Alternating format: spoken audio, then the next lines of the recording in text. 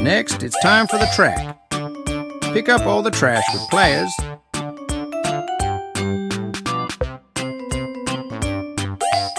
and install the parts.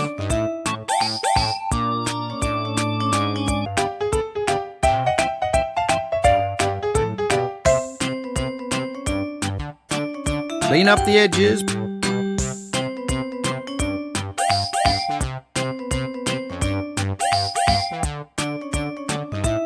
Put a patch on it. Weld it.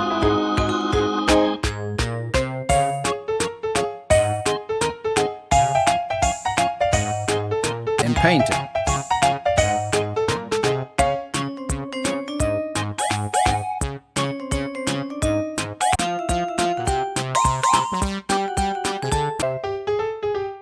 Wow, it looks brand new.